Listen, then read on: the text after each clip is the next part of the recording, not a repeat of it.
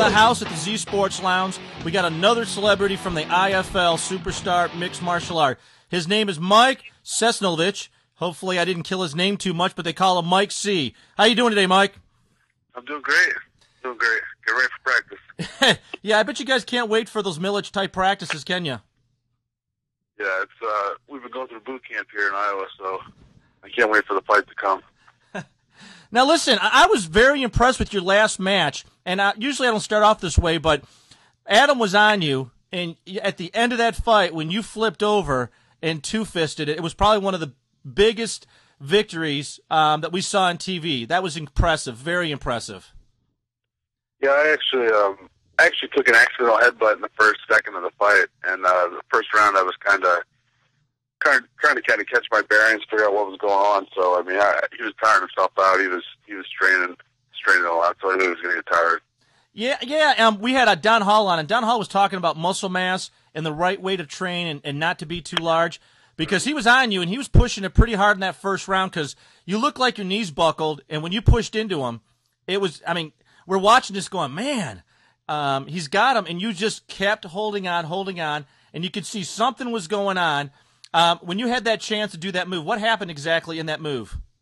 I actually went for a choke, but I wasn't really going for it. I was trying to get him to back out, and he did. And when he gave me the space, I got to my knees and spun behind him. So I kind of baited him with the choke to see how he would react, and then I gave him a little space so I seized my opportunity to go behind him. I knew he was tired because he was flexing hard and squeezing me really hard and breathing heavy, I could tell. So he was definitely, man. I mean, it was beautiful to see. It was great just to watch that thing take place because it looked like just a signature move. Bam, he moved in the wrong spot, and that was it. Game over. Yeah, I kind of anticipated the fact that I took his back, and I knew he was going to go to guard, roll the guard, so I passed his guard right away. He didn't really have a chance to react, and his head was in the corner of the ring, so there was nowhere to go. Yeah, that looks like the death march in the world of MMA is that corner spot, man, because you just can't get out of it when someone's on top of you coming down hard. No, you don't want to be there. It's the best spot. Now, let me back up a little bit now. How did you get involved in IFL? Because you've got a unique background for yourself in mixed martial arts. Actually, Pat started an IFL team at the time. He started the team. I was injured. I had 2 injuries, so I was kind of out of action. And eventually someone else got injured on our team and opened up a doorway for me to step in. And, Pat just said, hey, man, I want you to be in the IFL team. And that was all it took.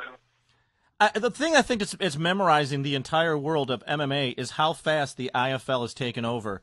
You just watch it from the start, and you're like, oh, okay, it's on. And then it's everywhere. I mean, how does it make you guys feel to be part of something like that?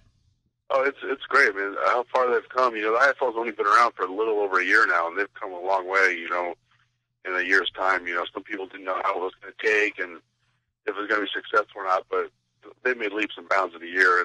I can't believe, how far they've come in a year's time. So I'm really happy to be part of it. I love the team aspect, and I know all my teammates are pumped about it, too.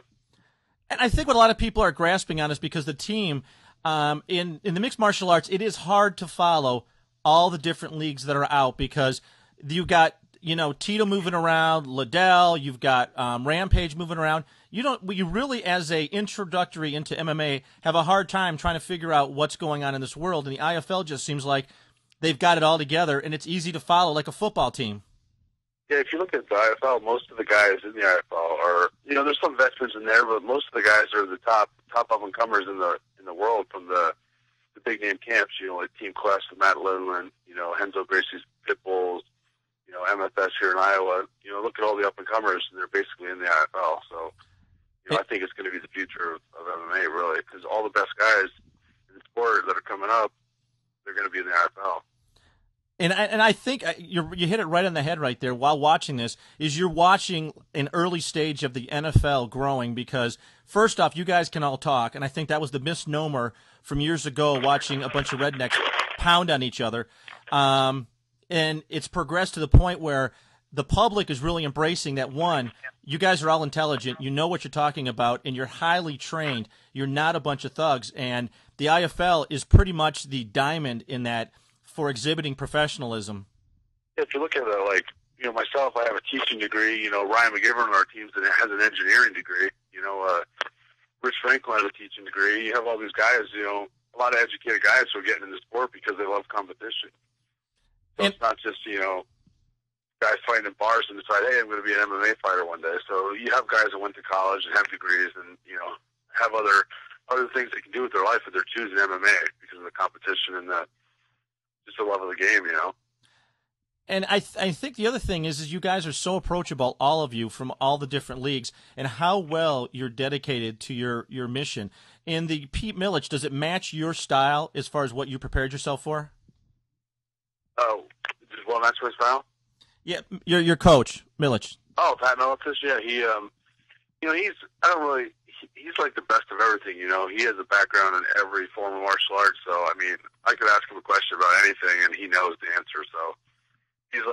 he made me a complete fighter. I came here and I was pretty tough. I was raw, but he's really turned me into a complete fighter where, I feel comfortable fighting anybody in the world at 205, and I know I can find a way to win. So he's really instilled a lot of things in me.